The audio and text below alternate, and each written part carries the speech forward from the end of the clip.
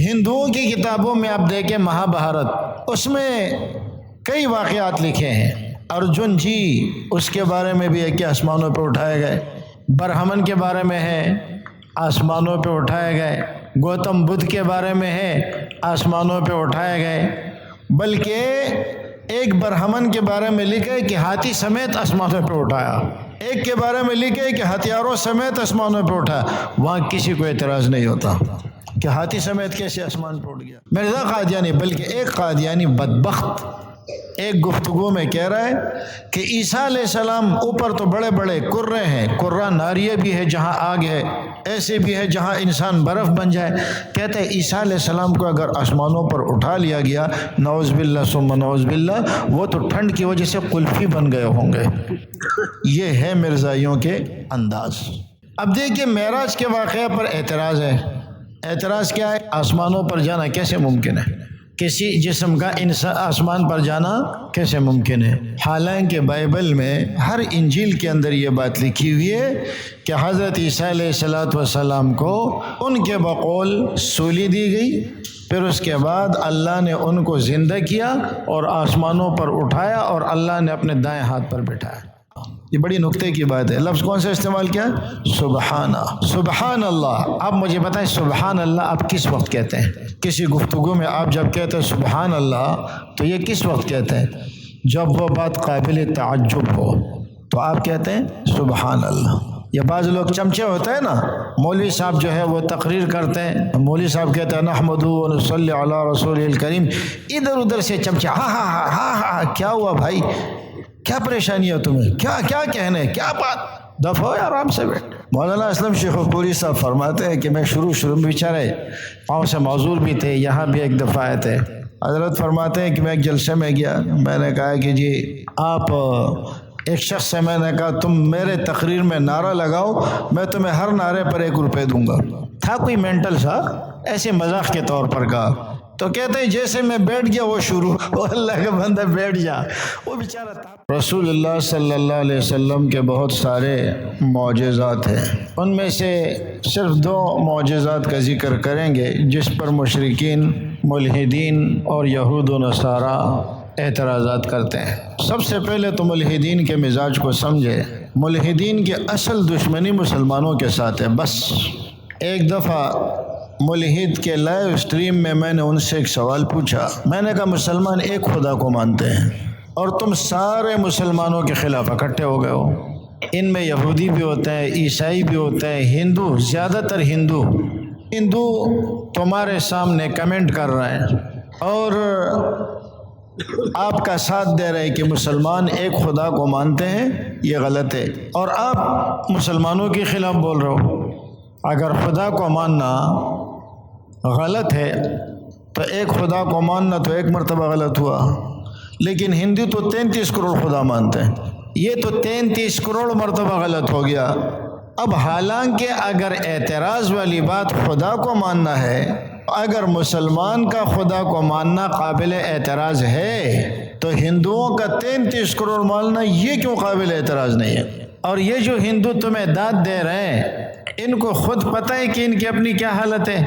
تم جو مسلمانوں کے خلاف بول رہے ہو ایک خدا کے خلاف اور اس کو اپنا فریضہ سمجھا ہوا ہے، تو جو 33 کروڑ خدا مان رہے ان کے خلاف بھی بولو نا، لیکن ان کے خلاف نہیں بولیں گے۔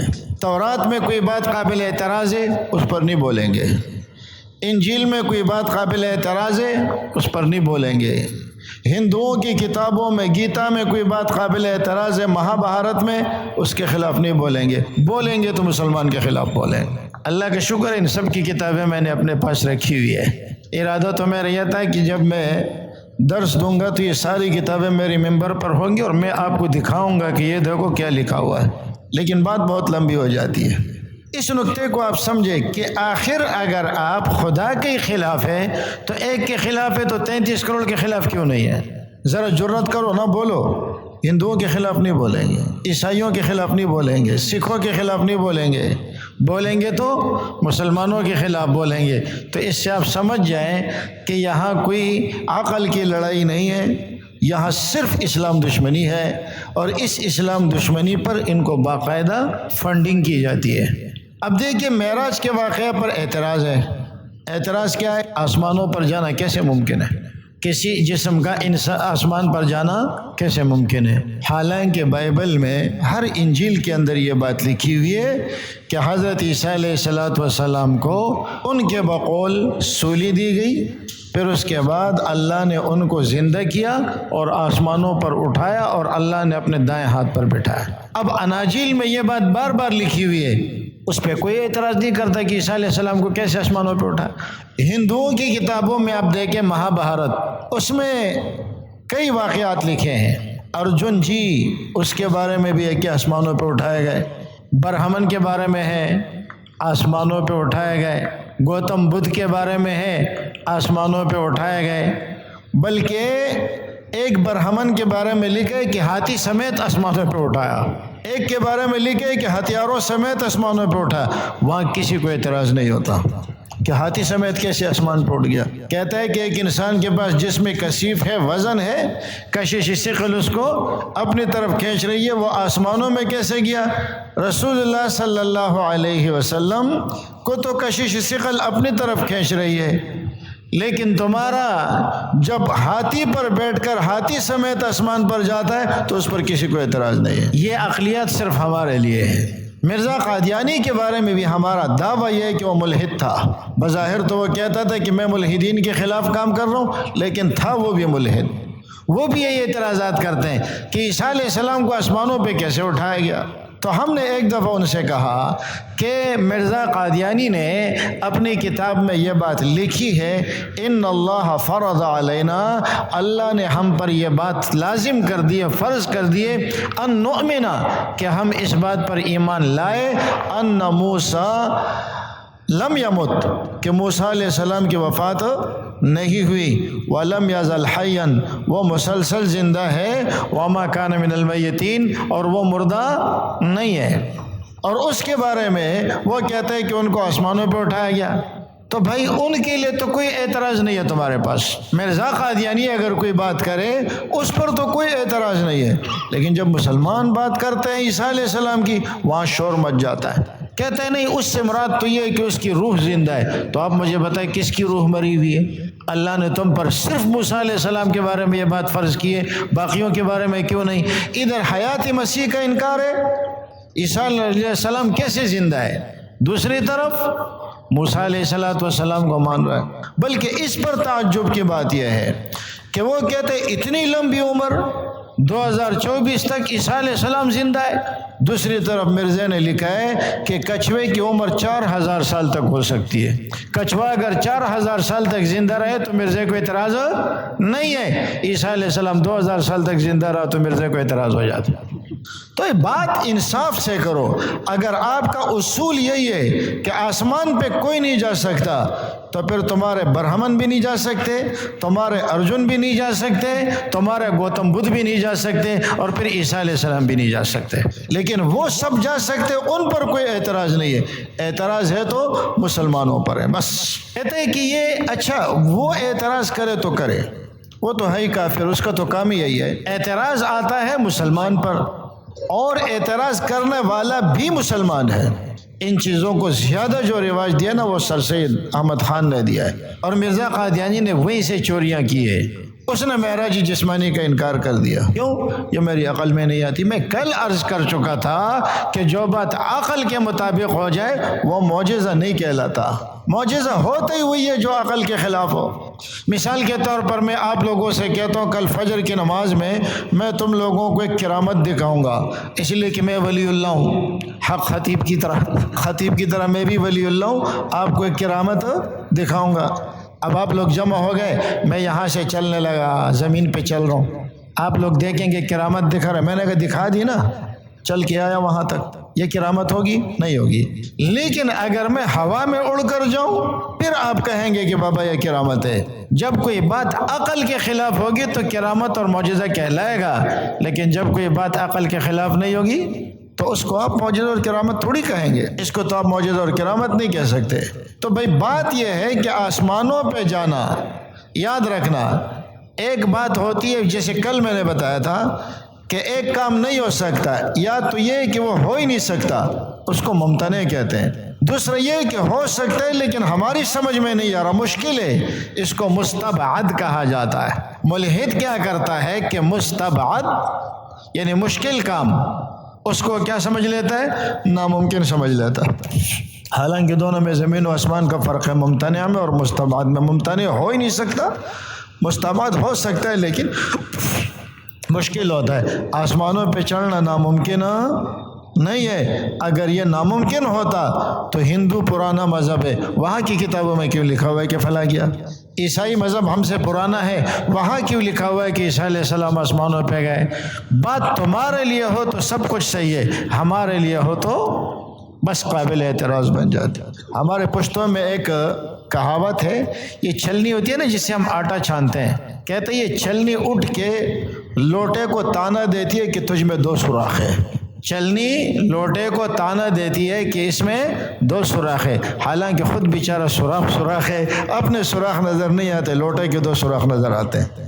یہ مسئلہ ہے یہودیوں کا، عیسائیوں کا، ہندوؤں کا اور ملحدین کا۔ مسلمانوں نے بھی اعتراض اٹھا لیے، مرزا قادیانی، بلکہ ایک قادیانی بدبخت ایک گفتگو میں کہہ رہا ہے کہ عیسیٰ علیہ السلام اوپر تو بڑے بڑے کرے ہیں، کرہ ناریہ بھی ہے جہاں آگ ہے، ایسے بھی ہے جہاں انسان برف بن جائے۔ کہتے ہیں عیسیٰ علیہ السلام کو اگر آسمانوں پر اٹھا لیا گیا، نعوذ باللہ ثم نعوذ باللہ، وہ تو ٹھنڈ کی وجہ سے قلفی بن گئے ہوں گے۔ یہ ہے مرزائیوں کے انداز، جب بات کریں گے نا آپ کو کبھی بات کرنے نہیں دیں گے۔ ماں نے ابھی تک ایسا بچہ پیدا نہیں کیا جو عیسیٰ علیہ السلام کو آسمانوں پہ ثابت کرے۔ بھائی اور کوئی بچہ پیدا کیا نہیں، کہ ایک بچہ پیدا کیا ہے جس کا نام مرزا غلام محمد تھا اور اس کی ماں کا نام چراغ بی بی تھا، اس نے ثابت کیا ہے کہ عیسیٰ علیہ السلام آسمانوں پہ۔ نہیں مرزا کا نام نہیں لینا، مرزا کا نام نہیں لینا، جیسے کوئی گالی دے دی۔ آپ یقین کریں اگر آپ مرزائیوں سے گفتگو کریں گے، ہم تو آپ کو آپ کے گھر سے بتا رہے ہیں نا، آپ ہم سے سوال پوچھ رہے ہیں ماں نے کوئی بچہ پیدا نہیں کیا، اور ہم اس ماں کا نام بھی بتا دیتے، چراغ بی بی نام ہے اس کا، اس کے شوہر کا نام غلام مرتضی ہے، اس کے بیٹے کا نام غلام احمد ہے، اس نے ثابت کیا ہے کہ عیسیٰ علیہ السلام آسمان۔ نہیں، مرزا کا نام نہیں لینا، صرف قرآن پہ بات کرنی ہے۔ اب بات کرنے اس کو پتہ تھا کیا ہے کہ ایک کھڈا نہیں ہے، بہت سارے کھڈے ہیں، گر جاؤں گا۔ تو یہ اعتراضات صرف مسلمانوں پر ہوتے ہیں، حالانکہ آپ صرف اس واقعے کو دیکھیں۔ اس واقعے کو شروع کرنے میں آپ قرآن کی آیت دیکھیں، شروع میں کیا کہیں؟ سبحان الذی اسری بعبدہ۔ کون سا لفظ استعمال کیا؟ سبحانہ۔ یہ بڑی نکتے کی بات ہے، لفظ کون سا استعمال کیا؟ سبحانہ۔ سبحان اللہ۔ اب مجھے بتائیں سبحان اللہ آپ کس وقت کہتے ہیں؟ کسی گفتگو میں آپ جب کہتے ہیں سبحان اللہ تو یہ کس وقت کہتے ہیں؟ جب وہ بات قابل تعجب ہو تو آپ کہتے ہیں سبحان اللہ۔ یہ بعض لوگ چمچے ہوتے ہیں نا، مولوی صاحب جو ہے وہ تقریر کرتے ہیں، مولوی صاحب کہتے ہیں نحمدہ ونصلی علی رسول الکریم، ادھر ادھر سے چمچے، ہاں ہاں ہاں ہاں ہاں، کیا ہوا بھائی، کیا پریشانی ہے تمہیں، کیا کہنے، کیا بات، دفعہ ہو آرام سے بیٹھ۔ مولانا اسلم شیخ پوری صاحب فرماتے ہیں کہ میں شروع میں بیچارے پاؤں سے معذور بھی تھے، یہاں بھی ایک دفعہ آئے تھے۔ حضرت فرماتے ہیں کہ میں ایک جلسے میں گیا، میں نے کہا کہ جی آپ، ایک شخص سے میں نے کہا تم میرے تقریر میں نعرہ لگاؤ، میں تمہیں ہر نعرے پر 1 روپے دوں گا۔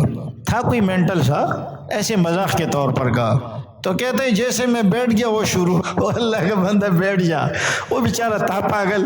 اب وہ کہتا ہے میں ایک بات کرتا ہوں، وہ شروع نعرہ تکبیر، اب سارے لوگ سے تو سبحان اللہ کہو، لیکن اس بات پر کہو کہ جو بات کوئی قابل تعجب ہو، تو کوئی انہونی بات ہو۔ ابھی جیسے وہ کہتا ہے الحمدللہ سبحان اللہ سبحان اللہ، کیا کہنے 2 روپے کا آدمی ہوگا اس کو سر پہ اٹھائیں گے۔ حق خطیب کو اسی چیز نے تو تباہ کیا ہے۔ تو لفظ سبحان اللہ ہم کب استعمال کرتے ہیں؟ جب کوئی بات تعجب والی ہو۔ کہتا ہے کہ یہ معراج جو آپ کو ہوئی ہے یہ خواب کا واقعہ ہے، اس لیے کہ بظاہر انسانی بدن تو جا نہیں سکتا، یہ خواب کا واقعہ ہے۔ تو آپ مجھے بتائیں خواب میں آسمانوں پر جانا کوئی قابل تعجب بات ہے؟ یہ تو ہر آدمی خواب دیکھتا ہے۔ کتنے لوگ خواب سناتے ہیں میں نے خواب دیکھا ہے کہ میں جنت میں ہوں، دیکھتے ہی نہیں دیکھتے۔ میں نے خواب دیکھا ہے کہ میں آسمانوں پہ ہوں، دیکھتے ہی نہیں دیکھتے۔ تو اس میں سبحان اللہ کی کون سی بات ہے؟ سبحان اللہ اس وقت کہیں گے جب وہ بات قابل تعجب ہوگی، اور قابل تعجب تب ہوگی کہ جب وہ تعجب والی ہو، جب وہ روح مع الجسم ہو۔ اگر صرف روح آسمانوں پہ گیا تو سبحان الذی کہنے کی ضرورت نہیں تھی۔ بات سمجھ آ رہی ہے؟ پھر دوسرا لفظ استعمال کیا بعبدہ، مثال کے طور پر عبد کے معنی بندہ۔ آپ خواب دیکھ لیتے ہیں اور مجھے کہتے ہیں کہ رات کو میں آسمانوں پہ گیا تھا، خواب میں آسمانوں پہ گیا تھا، تو میں پھر کل آ کر کے کہوں کہ ماشاءاللہ بھائی سب تو آسمانوں پہ جاتے ہیں، صحیح ہو جائے گا؟ اس لیے کہ اس نے روحانی طور پر بات کی ہے، اس کو خواب دکھایا گیا ہے روحانی طور پر، اور میں کہتا ہوں کہ یہ گئے ہیں۔ تو جب میں کہوں یہ گئے ہیں تو اس کا مطلب یہ ہے کہ وہ خواب نہیں ہے، وہ حقیقت ہے۔ اللہ فرماتے ہیں کہ میں لے گیا اپنے بندے کو، اور بندہ صرف روح کا نام نہیں ہے، روح مع الجسم کا نام ہے۔ قرآن کریم میں جہاں بھی بندے کا لفظ آیا ہے وہ روح مع الجسم کے لیے آیا ہے، صرف روح کے لیے نہیں ہے۔ جتنا بھی آپ دیکھیں روح مع الجسم ہے، تو یہاں پر بھی کیا ہے؟ روح مع الجسم۔ کتنی باتیں ہو گئی؟ 2۔ تیسری بات، اس واقعے کو دیکھ کر بہت سارے لوگ جو کمزور ایمان والے تھے وہ ایمان چھوڑ کر مرتد ہو گئے۔ اب آپ مجھے بتائیں کہ اگر یہ خواب کا واقعہ ہوتا تو کوئی مرتد ہوتا؟ وہ کہتے خواب میں دیکھے، کیا وہ خواب تو ہم بھی دیکھتے ہیں، یہ خواب کا واقعہ نہیں ہے۔ وہ دعویٰ یہی کر رہے ہیں کہ میں روح مع الجسم گیا ہوں، جبھی تو لوگ اس کو ناممکن سمجھ کر مرتد ہو رہے ہیں۔ اگر یہ بات نہ ہوتی تو وہ مرتد نہ ہوتے۔ لوگوں کا مرتد ہونا اس بات کی دلیل ہے کہ یہ خواب کا واقعہ نہیں ہے، بلکہ یہ خواب میں تو کئی دفعہ معراج کرایا گیا ہے، لیکن جو کھلتی آنکھ کو ہوا ہے وہ ایک دفعہ۔ اور جب ہم معراج کا ذکر کرتے ہیں اس سے یہی ہوتا ہے کہ اللہ تعالیٰ نے روح مع الجسم کے ساتھ اٹھا لیا۔ خواب میں آپ دکھایا گیا تو خواب تو ایک امتی کو بھی دکھایا جا سکتا ہے، تو نبی علیہ السلام کو کتنی مرتبہ خواب میں معراج کرایا گیا ہوگا۔ اس کا ہم انکار نہیں کرتے کہ خواب میں معراج نہیں ہوا، ہم اس کا انکار کرتے ہیں کہ یہ جو آپ معراج جسمانی کا انکار کر رہے ہیں نا، یہ بات قابل تعجب ہے۔ اور پھر اس کے بعد جو آپ اس پر عقلی اشکالات کر رہے ہیں، وہ چلا گیا اور راستے میں تو ٹھنڈ ہوتی ہے، اور پھر یہ کہ بعض جگہوں پہ بہت گرمی آتی ہے، کیسے گئے؟ اول جواب کیا ہے کہ یہ معجزہ ہے، اور معجزے میں اللہ تعالیٰ کے لیے اللہ چاہے تو زمین میں ابراہیم علیہ السلام پر آگ کو ٹھنڈا نہیں کیا، یہ تو آپ نے دنیا میں دیکھا نا۔